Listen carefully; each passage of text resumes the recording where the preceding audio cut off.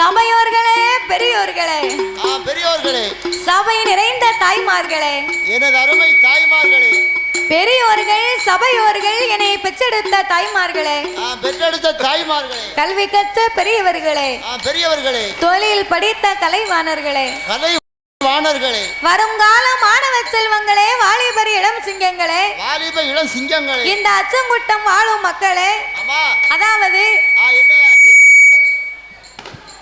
சொன்னதை கேட்க மாட்டேங்குது.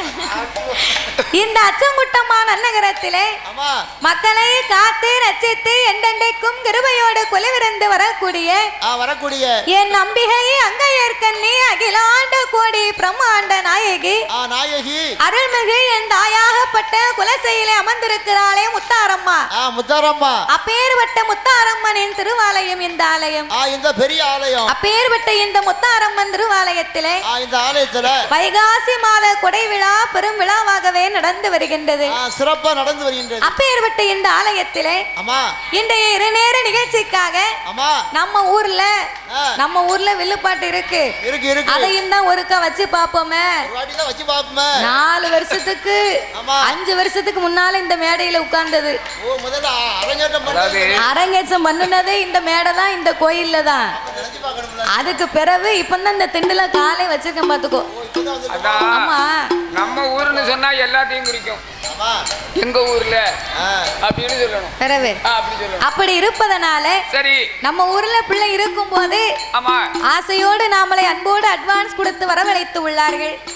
அதோடு நம்ம மட்டுமில்ல, நம்ம வில்லுப்பாட்டு போக வெளியூர்ல இருக்கக்கூடிய கலைஞர்களையும் விட்டு வைக்க கூடாது அப்படின்னு சொல்லி இது போக இதற்கு பின்னால இன்னும் 2 வில்லுப்பாட்டு வரக்கூடிய இருக்கு. ஆமா, நமக்கு பிறகு இன்னும் 2 வில்லுப்பாட்டு படிக்கத்தான் போறாங்க. 2 வில்லுப்பாட்டு வந்தாச்சு, நம்ம அதுவும் ஆரம்பிக்க போகுது. அவர்களெல்லாம் நம்மளை விட ரொம்ப அனுபவசாலிகள், பெரிய பெரிய கலைஞர்கள், பெரிய பெரிய கலை வித்துவான்கள். ஏதோ அவர்கள் பாடக்கூடிய இடத்தில் நாமளும் ரேசா பாடுவோம் அப்படிங்கிறதுக்காக வேண்டி நம்ம பாடிக்கொண்டிருக்கின்றோம். அப்படி இருப்பதனால நாமளை வரவழைத்த அனைவர்களுக்கும் நாங்கள் நன்றியை தெரிவித்துக் கொண்டு எங்களுக்கு முன்பாகவே இந்த ஆலயத்திலே சரி அப்பேற்பட்ட இந்த முத்தாரம்மனுடைய திருவாலயத்திலே அதாவது எந்த ஒரு ஆலயமா இருந்தாலும் என்ன ஒரு கோவிலா இருந்தாலும் சரி, அந்த ஆலயத்திலே முதலாகவே சாஸ்தாங்கதையை தான் ஆரம்பிக்க வேண்டும். அவருக்கு மட்டும் படிக்கணும். ஏன் அவருக்கு மட்டும் முதலாக பாடுகிறோம் தெரியுமா? எதற்காக? அகில உலகத்திலே கலியுக தெய்வமாகவே வந்து பிறந்தவர் ஐயனார் ஒருவர் தான். ஆமா, ஆதியில வந்ததனால ஐயனார் ஒருவர் தான். அப்படி இருக்கும் போது அவருக்கு மட்டும் நம்ம முதலாக பாடலைன்னு சொன்னா என்ன, சாஸ்தா பிறக்கலைன்னா சகல தெய்வமும் இந்த ஆலயத்திற்கு வராது. ஆமா, அவர் பிறந்தா தான் வருவாங்க. ஐயன் பிறந்தா தான் அனைத்து தெய்வங்களுமே இந்த ஆலயத்திற்கு வந்தது மாதிரி. அப்படி இல்லை என்றால், அப்படி இல்லைன்னு சொன்னா சாமி அவுட்டர்ல வந்துட்டு அவுட்டர்லயே வீட்டுக்கு போயிரும். ஆமா, வீகப்பூர் ரோடு போய் சுரண்ட போய் குற்றால போய் இருந்துடும். அப்படி இருப்பதனால சரி, சாஸ்தாவின் கதைகளை 4 வார்த்தையில் பிறவி செய்துவிட்டு சக்தி கொண்டு குலவிருக்கும் இந்த முத்தாரம்மனின் திருப்புகளையே பாட இருக்கின்றோம். பாடும் பாட்டிலே பலது குச்சங்கள் இருந்தாலும் சொல் குச்சங்கள், இசை குச்சங்கள், கதை குச்சங்கள், கதையிலே பொருள் குச்சங்கள். முன் சொல் பின்னால் வந்தாலும் பின் சொல் முன்னால் வந்துட்டாலும் அறிந்து பாடினாலும் அறியாமல் பாடினாலும் தெரிந்து பாடினாலும் எங்களுக்கு தெரியாமல் பாடினாலும் எங்களுக்கு முன்பாகவே இந்த ஆலயத்திற்கு இந்த ஊருக்கும் எத்தனையோ பெரிய பெரிய புலவர்கள், பேரறிஞர்கள், கவிஞர்கள் எல்லாம் வந்து பாடி இருக்கலாம். ஆன போதிலும் அடியால் நான் ஒரு சிறு குழந்தை. உங்கள் வீட்டு பிள்ளையாகிய நான் மாதவி. என்னால் தெரிந்தளவு என் சிற்றறிவுக்கு எட்டியவாறு உங்கள் முன்னால் நான் பாடுகின்றேன். உங்கள் வீட்டு பிள்ளை தவறு செய்தால் அதனை எப்படி வீட்டிற்கு அழைத்து சென்று அன்போடு ஆதரிப்பீர்களோ, எப்படி பச்சை மட்டை போட்டு வெளுப்பீங்களோ அது மாதிரி. எங்க ஊர்ல எல்லாரும் சிரிச்சுக்கிட்டே இருப்பாங்க, ஒண்ணும் செய்ய மாட்டாங்கன்னு நினைக்காத. நீ சொன்னேன்னு வச்சுக்கோ, உன்னைய பச்சை மட்டையிட்ட கொண்டு வெளுத்து போடுவாங்க. உங்க ஊருக்கு வந்த உடனே நீ என்ன அடியெடுத்து விடன்னு நினைக்க. ஆமா பாரு, எங்க ஊருக்கு வந்துட்டேன்னு வை, அதுக்கு பிறகு உன்னைய நான் பாத்துக்கிடுவோம்ல. அதுதான் தவறான வார்த்தை. அண்டினோரை ஆதரிக்க கூடிய தன்மை உள்ள என்ன உள்ளவர்கள் இந்த அச்சங்குட்டம் மாநகரிலே வாழ்ந்து வருகின்றார்கள். இப்படி எல்லாம் சொன்னாதான் அடிக்க மாட்டாருன்னு நினைச்சுக்கிட்டு அதாவது உள்ளூரால பேசிட்டாலும் வெளியூர்ல இருந்து வந்தவர்களை அரவணைத்து அவர்களை அன்ப ஆதரித்து நம்மளை காக்க வேண்டும் என்று நினைப்பார்கள். நீ சொன்ன மாதிரி என்ன அடிக்கலாம் மாட்டாங்க. அப்படியா? சரி பாப்போமே. என்ன கோழியவா புடிச்சிட்டு வந்தேன், என்ன அடிக்க போறாங்க? உங்கள் வீட்டு பிள்ளை தவறு செய்தால் சரி அதனை எப்படி வீட்டிற்கு அழைத்து சென்று அன்போடு ஆதரிப்பீர்களோ அதுபோல் எங்கள் 6 பேர்களையுமே ஆதரிக்குமாறு கேட்டுக்கொள்கிறோம். ஆமையா. பாதே மதே மான் மழுவோ. ஆமையா. கங்கையோடு பாம்பணிந்து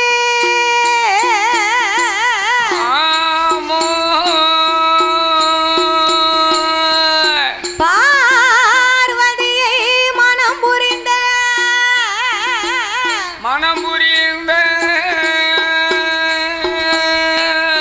ஆதி சிவா மோகமதி கலிதமாகி ஆமையா. அச்சுதா என் பெருமான் இருகரத்தினால் ஏண்ட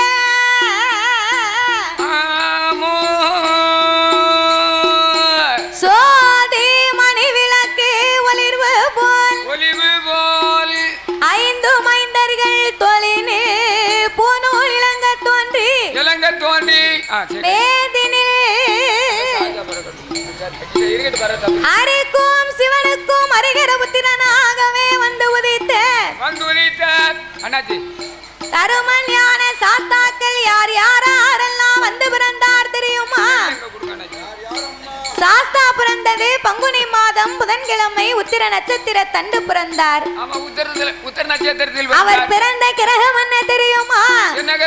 பங்குனி மாதம் புதனது உத்திரம். சாமி பங்குனி மாதம் புதனது உத்திரம்.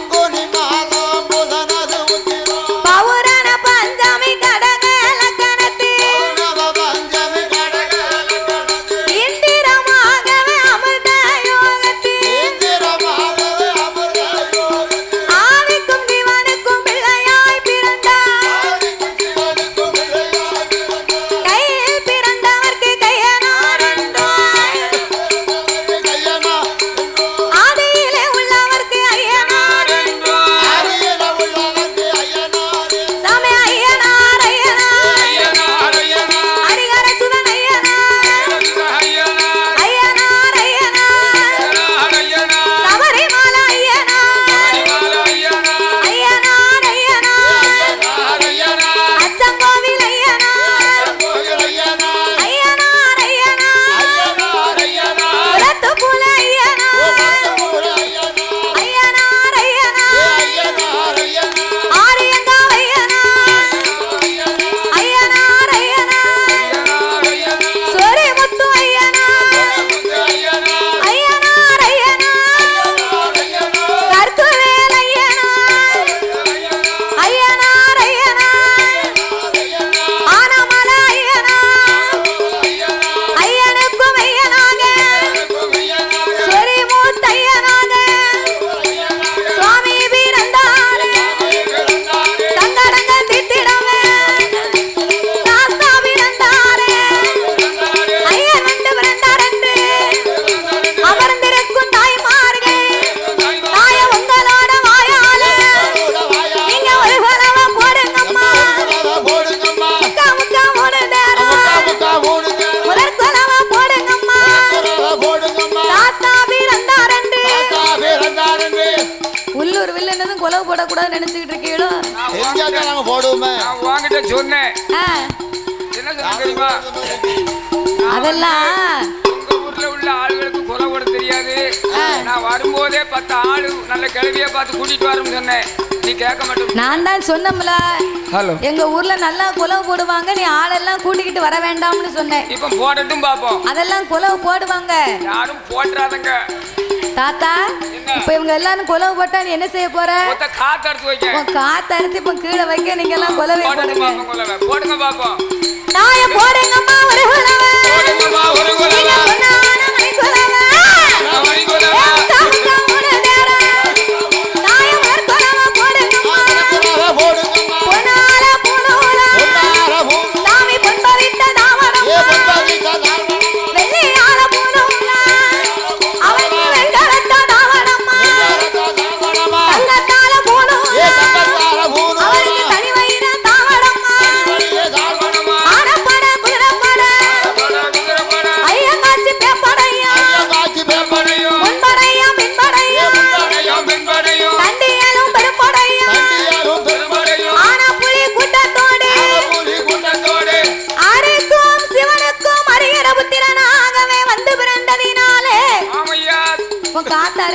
கொண்டு வா. இல்ல எவன் காதும் போட்டும்னு நீங்க கொலை போடுறீங்களே. அம்மா எல்லாரும் கொலை போட்டாங்கல்ல. என் காத்தை அறுத்துட்டு நான் செவடான ஆலையிட்டு நினைக்கிறோம். வேற உள்ளூர் பிள்ளைய விட்டு கொடுப்பாங்களா ஐயா?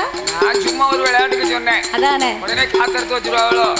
அரிக்கும் சிவனுக்கும் அரிகர புத்திரனாகவே வந்து பிறந்ததினாலே ஆமையா அவர் அரிகர சுதனாக ஆனந்த சித்தனாக ஆமா ஐயனுக்கும் மையனாக சொரி முத்தையனாராகவே வந்து பிறந்தார்.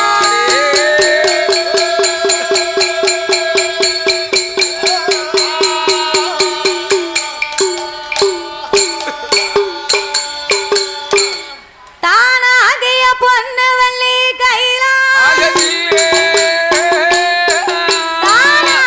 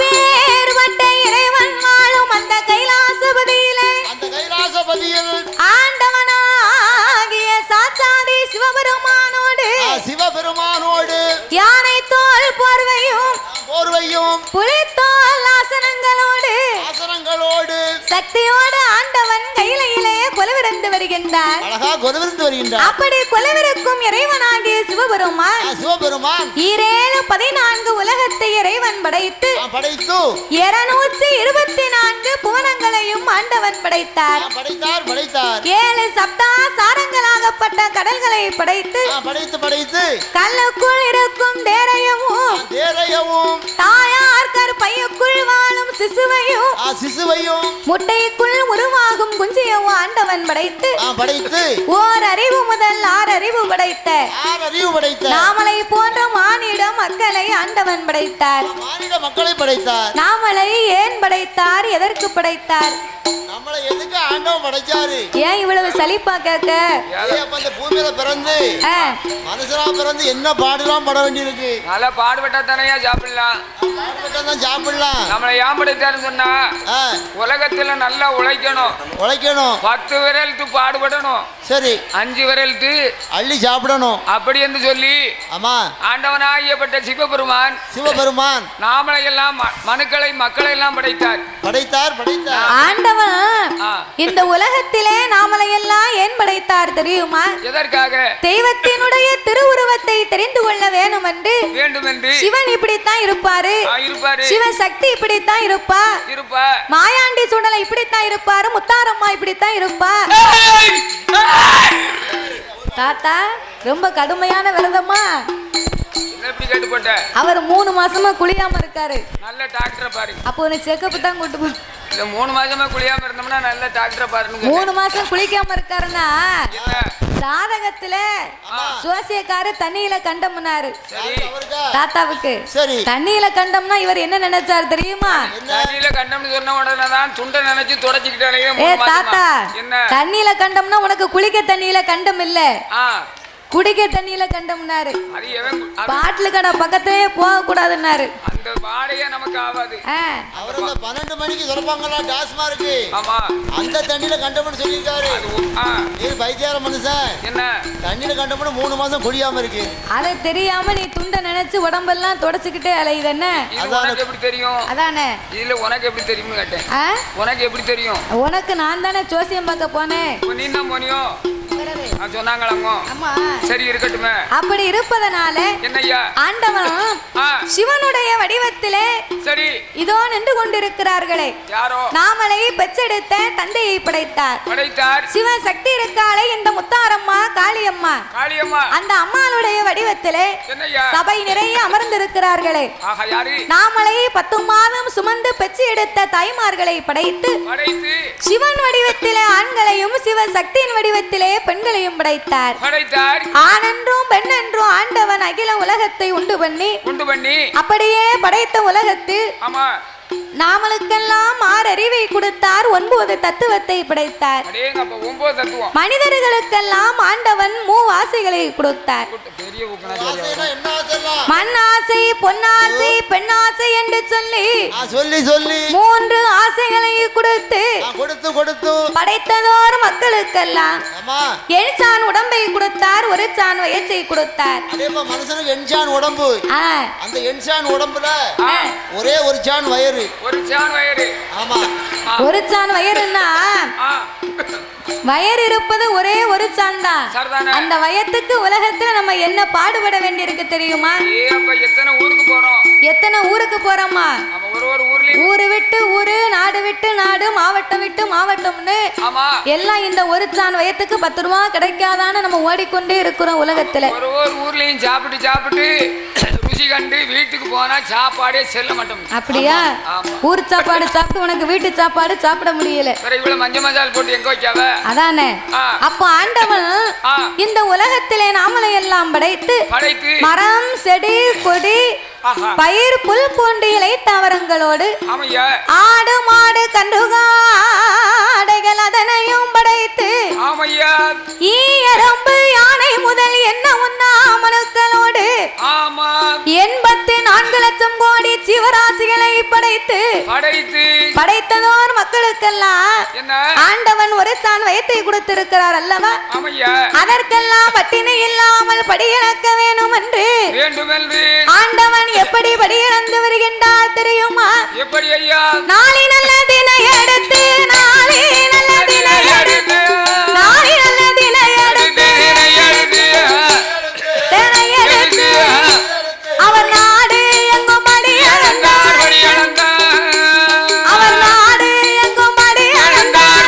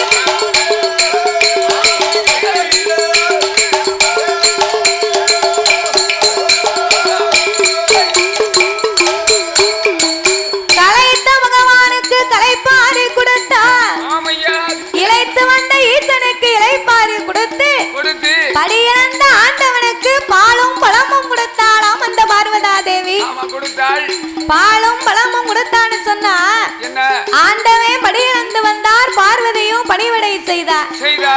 அப்படி ஆண்டவனோடு பார்வதா தேவியுமாக இரு பேர்களுமே இன்பமாகவே குலவிருக்கும் போது பார்வதி பகவானை அழைத்தார்.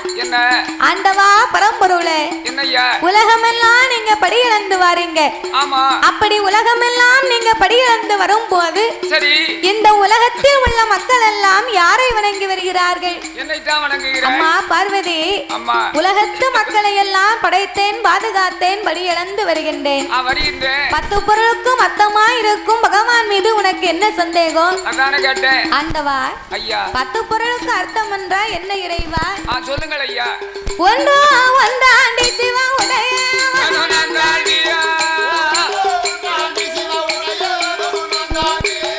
ஒன்றோ ஒன்றாண்டி சிவ உடைய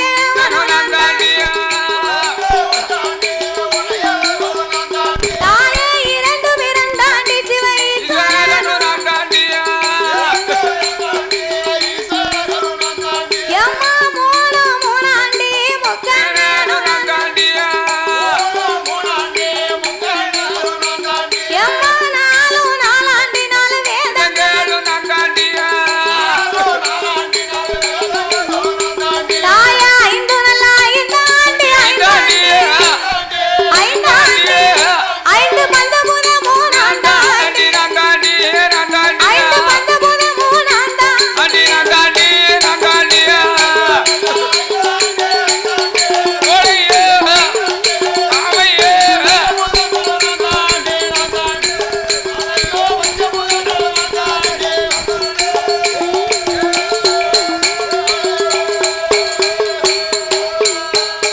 தாயா ஆறு ஆறாண்டி ஆறு சாஸ்திரம்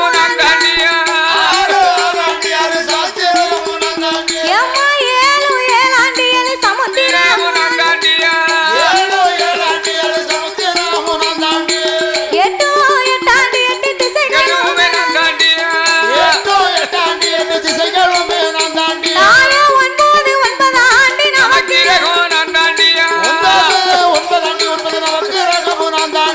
பத்து நல்ல பத்து நல்ல பத்து நல்ல பத்தாண்டி பத்தாண்டி பகவானு நான்தாண்டி பகவானு நான்தாண்டி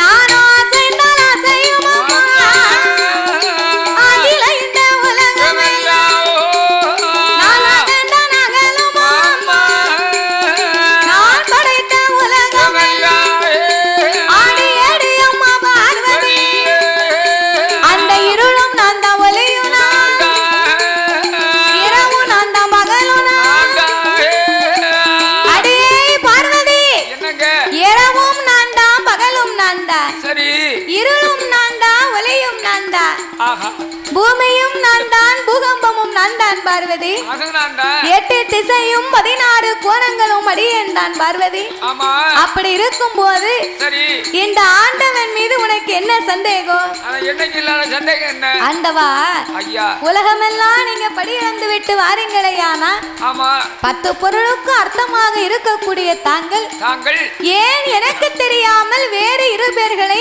காலையிலையும் மாலையிலையும் நீங்கள் வணங்க வேண்டும் எதற்காக வணங்க அவங்க 2 பேரும் யாரு சொல்லுங்க ஐயா இப்பொழுது எனக்கு தெரிந்தாக வேணும் என்று சொல்ல சொன்னபோது அம்மா பார்வதி என்ன உலகத்து மக்களுக்கெல்லாம் காலையிலையும் மாலையிலையும் ஒளி கொடுக்கணுமானா யாரால முடியும் யாரால முடியும் காலையில் தோன்றும் கதிரவன் மாலையில் தோன்றும் சந்திரன் சந்திரனும் சூரியனும் இல்லையானா சகல உலகத்துக்கும் ஒளி கிடைக்குமா கிடைக்காது அதனால என் வலது கண்ணை சூரியனாகவும் என் இடது கண்ணை சந்திரனாகவும் நான் பாவித்து வருகிறேன் அம்மா பார்வதி என்ற ஆண்டவன் சொன்ன போது அதாவது பக்தர்களுக்கு ஒரு முக்கிய அறிவிப்பு மண்டபத்தில் அன்னதானம் நடந்து கொண்டிருக்கின்றது சாப்பிடாதவர்கள் உடனடியாக போய் சாப்பிட்டு வர வேண்டும் என்று கேட்டுக்கொள்ளப்படுகிறார்கள் அன்னதானம் நடந்து கொண்டிருக்கின்றது சாப்பிடாத பக்தர்கள் உடனடியாக போய் சாப்பிட்டு வர வேண்டும் என்று கேட்டுக்கொள்ளப்படுகிறார்கள் இப்படி அன்னதானம் நடக்கும்னு தெரிஞ்சிருந்தா நான் என் பொண்டாட்டியை கூட்டு வந்திருப்பேன் எதுக்கோ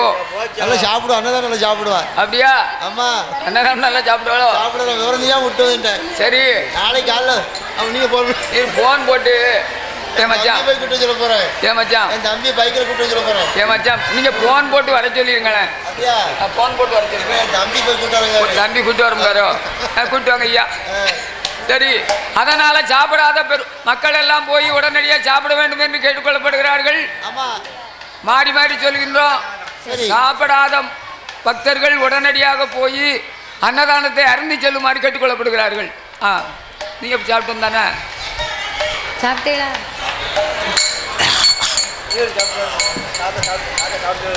அப்ப இந்த ஆண்டவனாகிய பகவான் இரவும் பகலும் வரணுமானா சூரியனாலும் சந்திரனால் மட்டுமே முடியும். ஆமா, அவருக்கு 2 பேரால் தான் முடியும். ஆகையினால் என் வலது கண்ணை சூரியனாகவும் என் இடது கண்ணை சந்திரனாகவும் நான் வணங்கி வருகிறேன் பார்வதி. ஆமா அப்படின்னு ஆண்டவன் சொன்ன உடனே என்னாச்சு? அப்ப பார்வதி என்ன நினைக்கா? அது எப்படி இந்த ஆண்டவன் இரு கண்களும் சந்திரன் சூரியனாக இருக்க முடியும்? எப்படி இருக்க முடியும்? இதனையே இன்றைக்கு நாமல் பரிசோதித்து பார்க்க வேண்டும் என்று ஆதிசக்தி பார்வதி ஆதிசக்தி பார்வதி ஆண்டவனா முன்னால் ஈசனுக்கு தெரியாது பின்னால ஓடி வந்து இருகரத்தை எடுப்பான் இருகரத்தை ஈசன்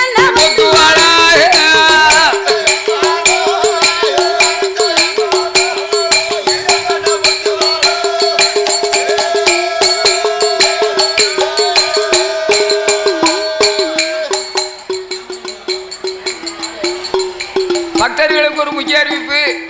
நியமித மாலைகள் இருந்தால் உடனடியாக ஆலயத்துக்கு கொண்டு வர வேண்டும் என்று கேட்டுக்கொள்ளப்படுகிறார்கள். நியமித மாலைகள் இருக்கக்கூடியவர்கள் உடனே நியமித மாலையை கொண்டு வர வேண்டும் என்று கேட்டுக்கொள்ளப்படுகிறார்கள். அப்போ இருவரத்தை எடுப்பார் ஈசன் கண்ணா பத்துவான் பகவான் கண்ணா பத்தும் போது பாரு உலகம் இருளா சிவனார் கண்ணா பத்தும் போது சிவ உலகம் இருளா கடவுள் கண்ணா பத்தும் போது கடவுள் கண்ணா பத்தும் போது ஐயா கலி உலகம் கடவுள் கண்ணா கலி உலகம்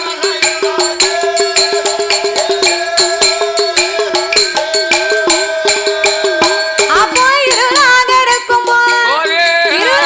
இருக்கும் போது ஈசனான சிவபெருமான் இவ என்ன பொம்பளை இந்த பார்வதிக்கு 10 பொருளுக்கு அர்த்தமா நம்ம எடுத்து சொல்லியுமே நம்ம மேல இவளுக்கு நம்பிக்கை இல்லையே.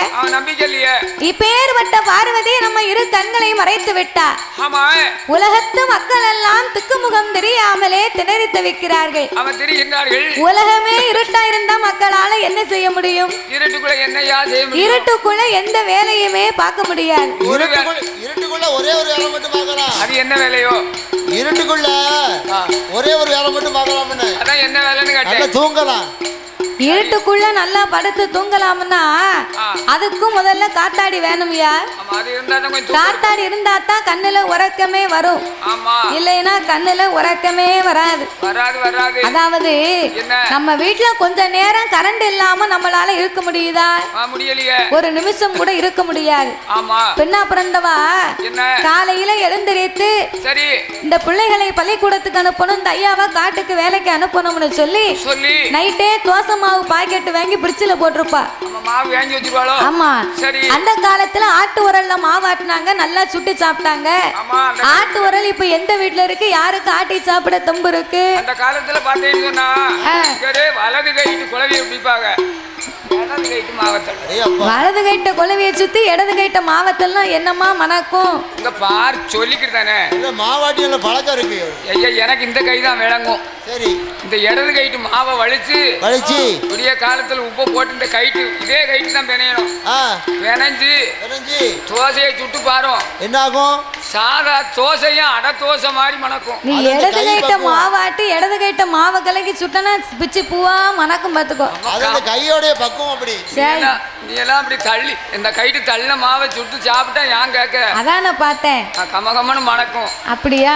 சாதா தோசையும் அடை தோசை மாதிரி இருக்கும். அப்ப இந்த உலகத்துல நம்மளால கரண்ட் இல்லாம கொஞ்ச நேரம் இருக்க முடியாதுன்னா ஆட்டு உரல் அந்த காலம் இருந்துச்சு, இப்ப ஆட்டு உரல் கிடையாது.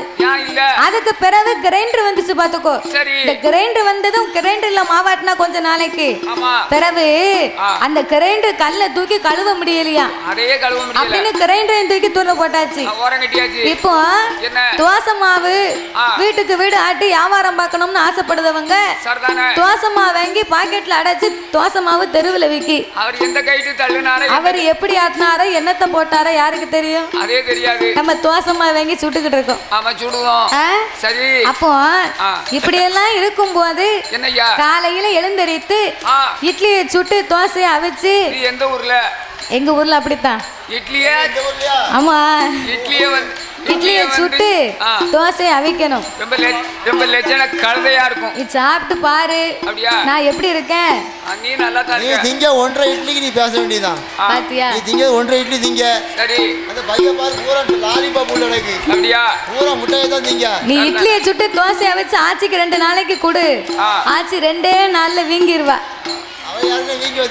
அதானே. அப்போ காலையில எழுந்திருச்சு இந்த இட்லிக்கு சட்னி வைக்கணும் பாத்தியா? தேங்காய் சில்லு போட்டு அத மிக்ஸி சார்ல அள்ளி போட்டு அம்மி இருந்தா நல்லா மையா அம்மியில அரைப்பா. கம்ம கம்மன்னு மணக்கும் தாளிச்சு ஊத்தனா. இப்ப அம்மி எந்த வீட்டுல இருக்கு? இப்ப அப்படியே அம்மி இருந்தாலும் அம்மி இல்ல, வீட்டுக்கு வீடு மம்மி தான் இருக்கா. அம்மியில வந்து ஒரு தேங்காய் சில்ல எடுத்து இந்த கொலை வீட்டு தட்டினா வேணும். இங்க தேங்காய் தெருவுக்கு போயிரும். அவன் தேடி பிடிக்க 2 நாள் ஆகும். பிறகு அதனால அம்மியை தூக்கி வீட்டுக்கு பின்னால கொல்லப்புறத்துல போட்டா. அது எதுக்கு போட்டுருக்காங்க? அது துணி துவைக்க வச்சிருக்கா. நல்லா அழுக்கு போகும். அம்மியில அடிச்சா தான் அழுக்கு போகுமா? சரிதானே. பிறகு அப்போ இந்த தேங்காய் சில்லு போட்டு மிக்ஸி ஜார்ல அள்ளி போட்டு மிக்ஸில வச்சு சுவிட்ச போடணும்னு அப்பந்தான் கையை கொண்டு வைப்பா. அப்போ கைய வச்ச உடனே படக்குன்னு அப்பம் பார்க்க கரண்ட் போயிடும். அப்போ இந்த அம்மாவுக்கு வரும் பாரு கோபம். பேதியில போவான் கரண்ட். இப்ப பார்க்க லைனை உருவிட்டானா நான் எப்படி குழம்பு வைக்க என்ன செய்ய அப்படின்னு அந்த உயர்மேனை பிடிச்சு எங்க வந்து என்ன சத்தம் போடுது? எங்க வந்து எங்க கோயில்ல வந்து எங்க வந்து சத்தம் போட பாருங்க. எங்க வந்து அப்ப ஏசுவா பேசுவா. அப்ப கரண்ட் இல்லாமலே நம்மளால கொஞ்ச நேரம் இருக்க முடியலன்னா உலகமே இருட்டா இருந்தா நம்மளால என்ன செய்ய முடியும்? ஒண்ணும் செய்ய முடியாது. அப்பந்தான் ஆண்டவனாகிய பகவான் பார்த்தார். என்ன செய்கிறார்? உலகத்து மக்களுக்கெல்லாம் ஒளி கொடுக்க வேணும் என்று. ஆமையா. நமக்கு இருக்கும் 2 கண்கள் தானே இவளுக்கு தெரியும். அதான கேட்டேன். சிவபெருமானுக்கு 3வது கண் நெற்றிக்கண் ஒண்ணு உண்டு. ஆமா உண்டு. அந்த நெற்றிக்கண் மகிமையை திறந்து காட்ட வேணும் என்று ஆண்டவன் தான் பகவான். ஆண்டவன் தான் பகவான். உச்சி கண்ணை திறப்பார், உலகில் ஒளி கொடுப்பார். நெற்றி கண்ணை திறப்பார், நெற்றி கண்ணை திறப்பார். சாமி நீண்ட ஒளி கொடுப்பார்.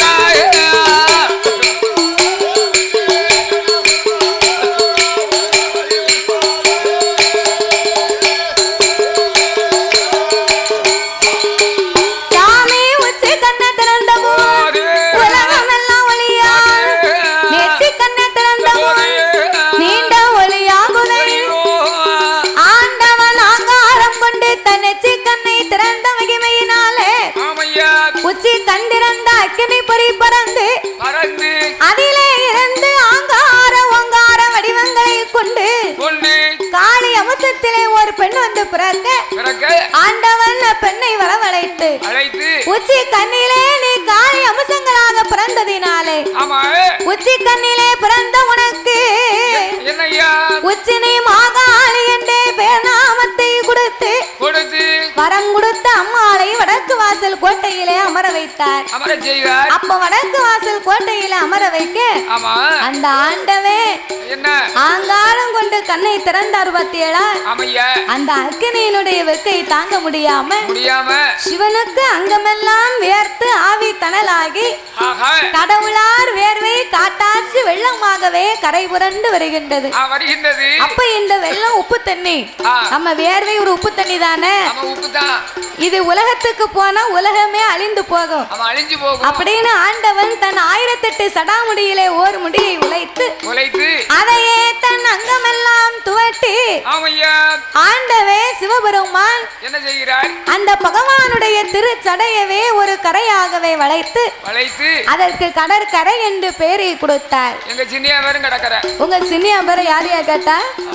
உன் சின்னியா கடற்கரை தான். உன் குடியை கெடுத்துட்டாரு. அவர் வாட்டுக்கு எடுத்துட்டு போறாரு. உங்க அப்பாவுக்கு சாராயத்தை வாங்கி கொடுத்து சரி இடத்தை பூரா எழுதி வாங்கிட்டார். எங்க அப்பா ஏமாந்தவன், அதனால எங்க சித்தப்பன் வாங்கிட்டான். அதுக்கு என்ன முடியும்? உங்க அப்பாட்ட சொத்த பூரா எழுதி வாங்கிட்டு சரி உங்க தெருவுல விட்டு போயிட்டாரு. தெருவுல விட அந்த கடற்கரை இல்ல, இது பகவானுடைய திருச்சடை கடல் கரை. கடற்கரை ஆண்டவன் கடற்கரையாக்கி அந்த பகவானுடைய வேர்வையை 10 கடலாகவே படைத்து 10 கடலுக்கும் பேர் நாமத்தை கொடுத்தார். அது எப்பேற்பட்ட கடல் தெரியுமா?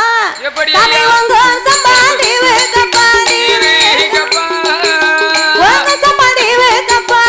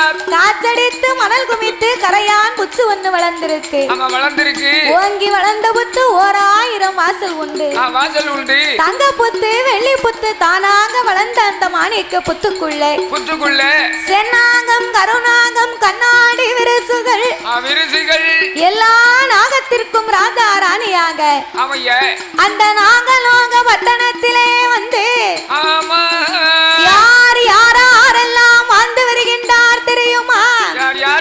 சாமி நாகலோக பட்டணத்தில்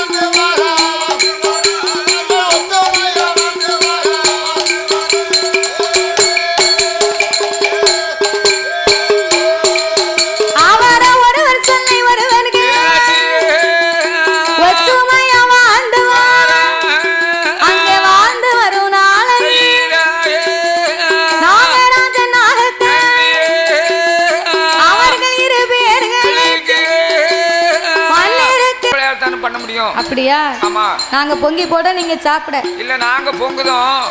நீங்க நல்ல மம்பட்டியை தூக்கிட்டு போயிட்டு வேலைக்கு போயிட்டு வாங்க. ஆமா நாங்க என்ன வீட்ல சும்மாவா இருக்கோம்? என்ன இதுயா? வீடு சுத்திக்கிட்டு இருக்கோம். ஆமா. பாத்திரம் தேய்க்க வீட்டை பெருக்குதும் துணியை துவைக்கும். உங்களுக்கு சாப்பாடு ஆக்குதும். ஆமா. உங்களுக்கு ஒரு வேலை எங்களுக்கு பல வேலை. ஆமா பல வேலைனாலும் இந்த வேலைக்கெல்லாம் அந்த அதாவது துணி துவைக்கணும்னு சொன்னா அதுக்கு சோப்பு பொடி சோப்பு வாங்கிறதுக்கு என்ன செய்ய இவர் போய் வேலைக்கு போயிட்டு வந்தா தான் வாங்க முடியும். அப்படியா? அப்புறம் வீட்டுல வீடு சுத்தி நாங்க கையில வச்சிருக்கோம் சம்பளம். அப்படியா? ஆமா. 1000 ரூபாய்க்கு வீடு சுத்தி குடும்பத்தை தாங்கிடுவீங்களா? செல்வத்திலே சிறந்த செல்வம் பொண்டாட்டின்னு சொன்னாலும் ஆமா அதை காட்டிலும் சிறந்த செல்வம் இருக்கு. என்ன செல்வம்? சொத்துக்கெல்லாம் பெரிய சொத்து கொழுந்தியா சொத்து. கொழுந்தியா சொத்தா? ஆமா. ஏன் தாத்தா இப்ப தானே உனக்கு பொண்டாட்டி செல்வம்னா இப்ப கொழுந்தியா வேணும்னா என்ன அர்த்தம்? கேட்டி நான் சொல்லுது விவரமா கேட்கணும். சொல்லும் உங்க ஆட்சியை கட்டிட்டு கல்யாணம் முடிச்சிட்டு வரும்போது சரி நான் மறு வீட்டுக்கு போயிருந்தேன். மறு வீட்டுக்கு? ஆமா. சரி. மறு வீட்டுக்கு போகும்போது என் குழந்தையாளுக்கு 4 வயசு. ஓ 4 வயசு. ஆமா 4 வயசு குழந்தையாள ஆமா தோல்ல போட்டு வளர்த்தேன். சரி. அதுக்கு தான் எனக்கு குழந்தையான்னு சொன்னேன். நீ தோல்ல போட்டு வளர்த்தோம்னு சொல்லுதேரு. அது குழந்தை மாதிரியா? ஒரு சில பேர் சொல்றாங்க. என்ன பண்ணாங்க? கோயில் இல்லாத ஊர்ல குடி இருக்காத. சரி இருக்க வேண்டாம். குழந்தையா இல்லாத வீட்டுல பொண்ணு கேட்டாத அப்படிங்காத.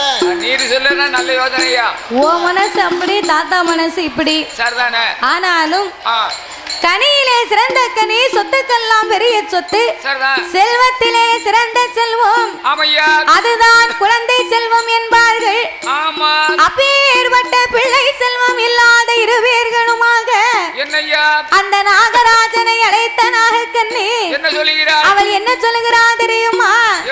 எங்க நவராஜே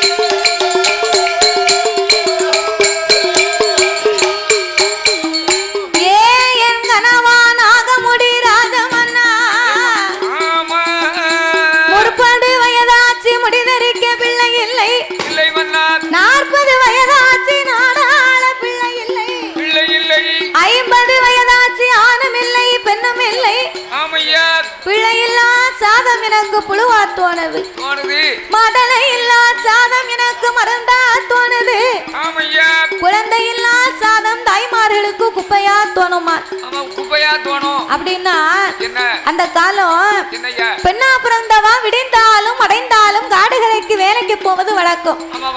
அப்ப வேலைக்கு போனான்னா விடிய காலம் 3 மணி 4 மணிக்கு எழுந்திருச்சு முத்தத்தை தூத்து தொளிச்சு கோலம் போட்டு சோளத்தை ஊற போடுவோம். முதலாவது சோளத்தை ஊற போட்டு சோள கஞ்சி காய்ப்பா.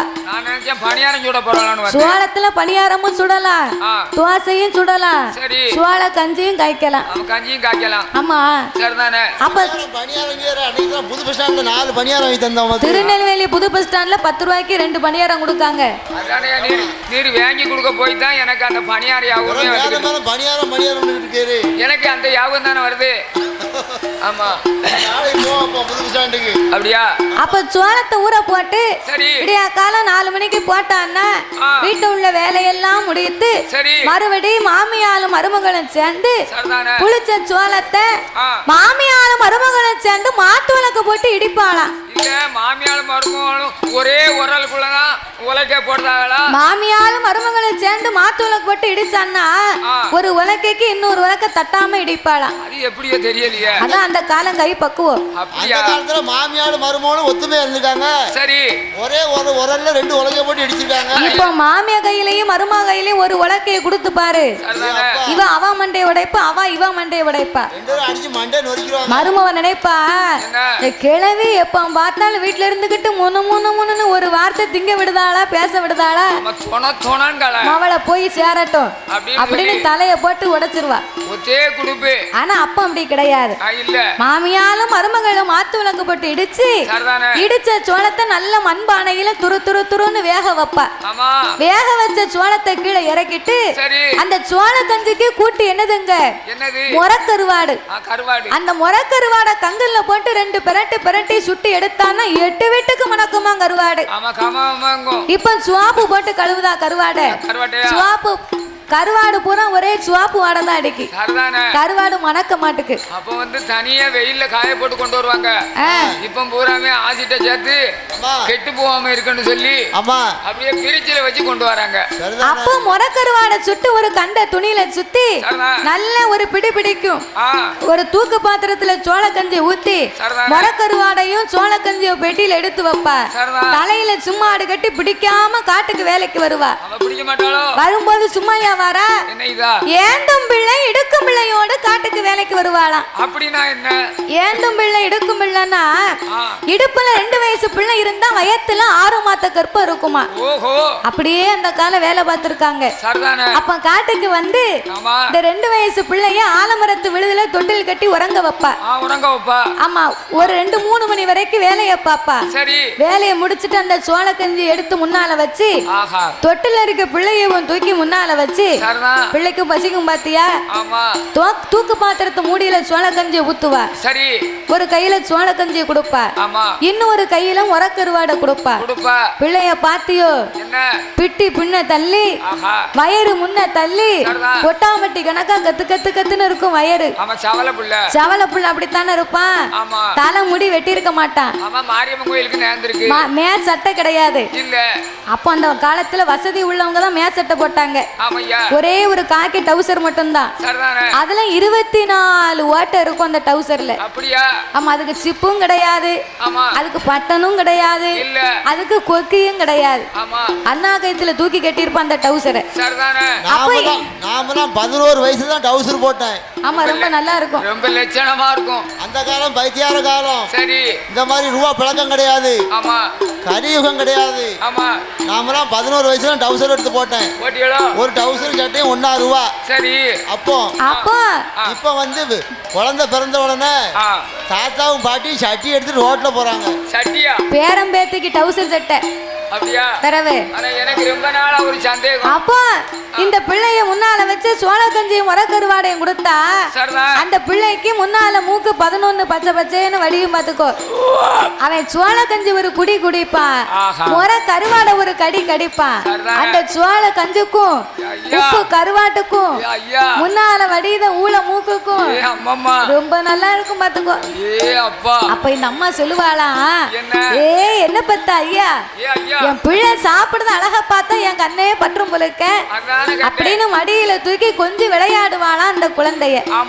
அதைத்தான் இந்த நாகக்கண்ணி சொன்னா,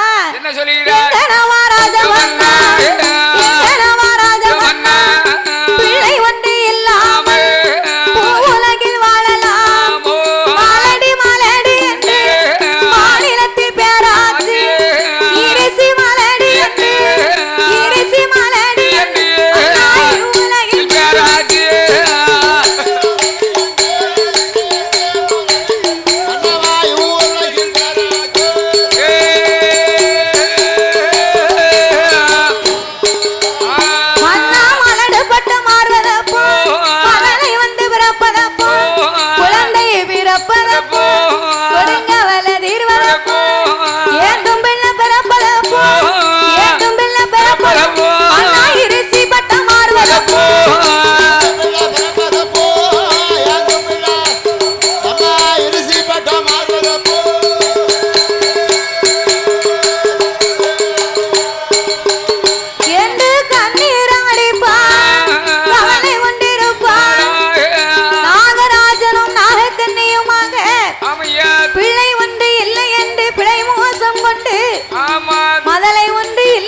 மனக்கவலை கொண்டு அடியே நாகக்கண்ணே, அஞ்ச வேண்டாம் அலைய வேண்டாம், அருங்கமலை உனக்கு வேண்டாம்.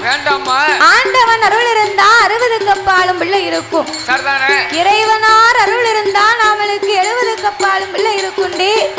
அதனால நீங்க கவலைப்படாத அப்படின்னு சொல்லி ஆச்சி தேச்சி மனைவிக்கு ஆறுதலை சொல்லுகின்றார். அப்ப இனியும் நாமளுக்கு குழந்தை ஒன்று வேணுமானால் இறைவனாகிய சிவபெருமானை எண்ணி 6 வருடங்கள் தவம் இருக்க வேண்டும் என்று அந்த நாகராஜனும் நாகக்கண்ணியுமாக நாகலோக பட்டணத்திலே வந்து அவர்கள் எப்படி தவம் இருக்கிறார் தெரியுமா? வெள்ளி சமா தலை மூலிகை, வெள்ளி சமா தலை மூலிகை, வெள்ளி சமா தலை மூலிகை அங்க விரதம் அது 2 வாரம், அங்க விரதம் அது 2 வாரம்.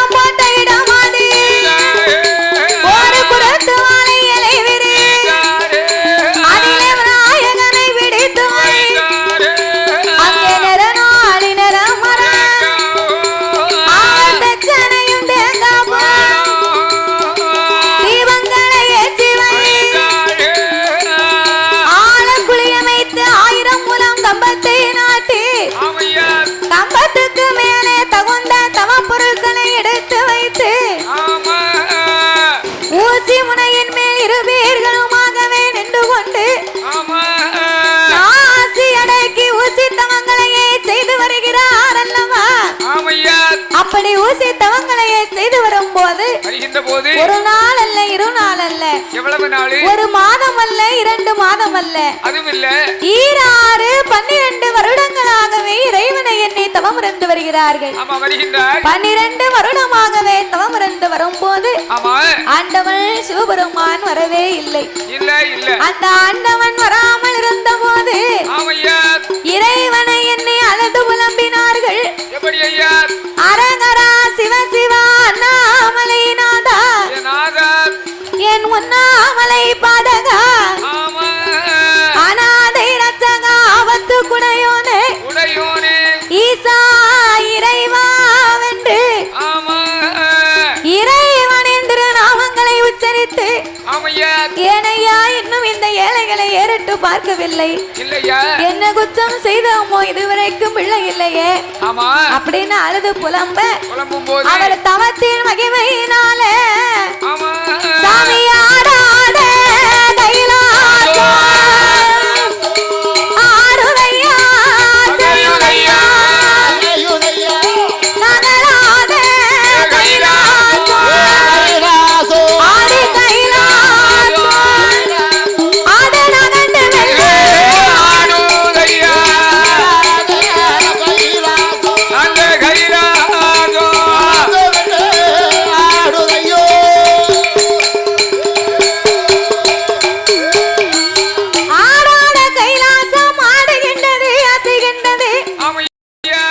நகலாத கைலாசம் நகண்டுமெல்ல ஆடுகின்றது. அப்போ கைலாசமே ஆடி அசைய ஆண்டவன் ஏறிட்டு பார்த்தார். நாகராஜன் நாகக்கண்ணியின் தவங்களை கண்டார். தவத்தை கண்டும் காணாதவரை போலவே கடவுள் இருக்க ஈரேழு உலகமெல்லாம் என்றைக்கும் போலவே அன்றைக்கும் ஆண்டவன் அமுதலக்க பயணமானார். அப்படி அமுதலக்க ஆண்டவன் பயணமாகும் போது பார்த்தால் இந்த பார்வதி என்னைக்குமே ஆண்டவன் படி இழக்க போனா பார்வதி நம்ம கையில எப்போது ஒத்தையில தானே இருக்கும். அதனால இறைவனோடு இன்றைக்கு சென்று இவர் படி இழப்பை பார்க்க வேண்டும் என்று ஆண்டவா பரம்பொருளே கையிலே தன்னன் தனிமையா இருப்பதனால உங்களுடைய படியிழப்பை உமையவள் பார்க்கணும். பகவானுடைய படியிழப்பை இந்த பார்வதி நான் பார்க்க வேண்டும். ஈசனோட படியிழப்பை இந்த ஈஸ்வரி நான் பார்க்க வேண்டும். ஐயா ஏய் பார்வதி என்னைக்குமே நான் தானே படி இழக்க போவேன். இன்றைக்கு நீ என்னோடு வருகிறேன் என்று சொல்லுகிறாயே, என்னால் உன்னை எப்படி அழைத்து போக முடியும்? உலகத்தை ஒரு விதமாக படைத்தேன், உலகத்து மக்களை நான் பலவிதமாகவே படைத்து உள்ளேன். ஒருவரை கூனாகவும் இன்னும் ஒருவரை குருடாகவும், கூன் குருடு செவிடு பேடு நொண்டி மூக்கரை, குழந்தை உள்ளவர்கள் குழந்தை இல்லாத பேர்கள், ஒருவர் ஏழையாயிருப்பார் இன்னும் ஒருவர் பணக்காரராக இருப்பார். நீயோ பெண்ணா பிறந்தவா, பேழை மனம் கொண்டவா, சக்தியின் மனதும் இறக்க குணமுடையது. அவருக்கு என்ன ஆச்சு இவருக்கு என்ன ஆச்சுன்னு உன் வாயை வச்சுக்கிட்டு சும்மா இருக்க மாட்டேன். அதனால என்னோடு வர வேண்டாம் என்று இறைவன் சொன்னபோது ஆண்டவா கண்டிப்பாக உங்களோடு நான் வந்தே திருவேன் அப்படின்னு சொன்னா உங்க அண்ணன் மீது கண்ணன் மீது ஆணையிட்டு வாப்பூட்டு சட்டத்தை வாங்கி என்னோடு வர வேண்டும் என்று ஆண்டவன் சொன்னபோது ஆதிசக்தி பார்வதி அச்சுதனார் மேலே ஆணையிட்டு கொடுப்பார். ஆதிசக்தி பார்வதி வாப்பூட்டு சட்டம் வாங்கி அந்த வாப்பூட்டு சட்டம் வாங்கி அந்த மாறாட பார்வதி அந்த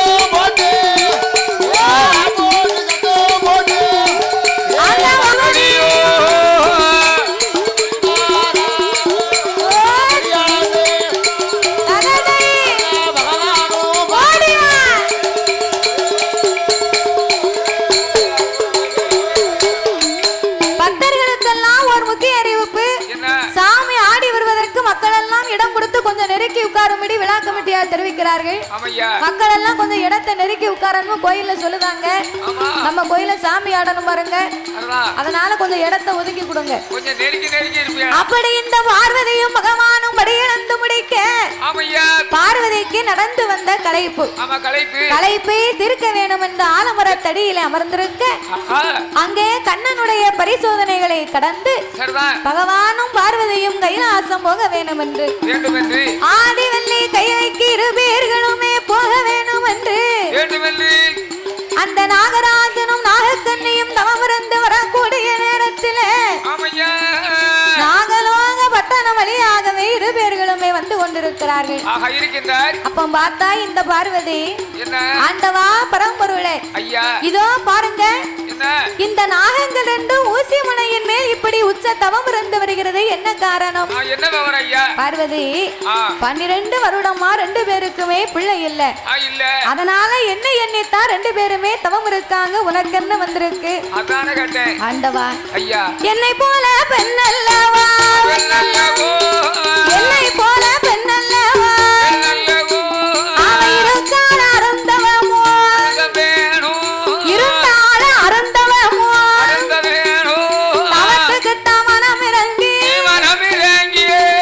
குழந்தை கொடுக்க வேணும், பெண்ணுக்கு தமனம் இறங்கி பிள்ளை ஒன்னே கொடுக்க வேணும், நாக கண்ணிக்கு மனம் இறங்கி நீங்க மனம் இறங்கி கை குழந்தை கொடுக்க வேணும், கை குழந்தை கொடுக்க வேணும்.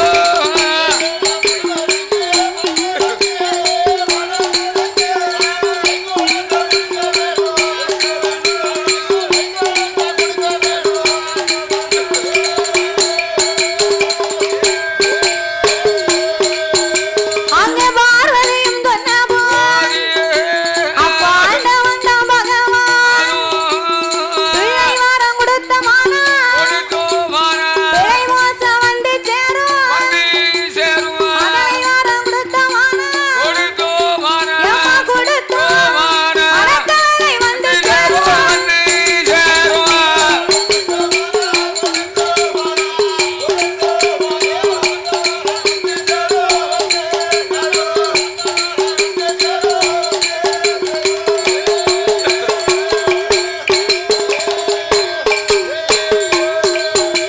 அடியே பார்வதி நாகராஜனுக்கும் நாகக்கண்ணிக்கும் பிள்ளை வரம் கொடுத்தா பிள்ளை மோசம் வந்து சேரும், மதலை வரம் கொடுத்தா மணக்கவலை வந்து சேரும். பார்வதி குழந்தை வரம் கொடுத்தால் கொடுங்கவலை வந்து சேரும் என்று ஆதி பராசக்தி சொல்ல ஆதிசக்தியின் இடத்திலே ஆண்டவன் சொன்ன போது பார்த்தா பார்வதி ஆண்டவா என்ன மாதிரி ஒரு பெண்ணெல்லாம் தவம் இருந்து வாரா, தவத்துக்கு மனம் இறங்கி நீங்க தவ குழந்தை கொடுத்தா என்ன?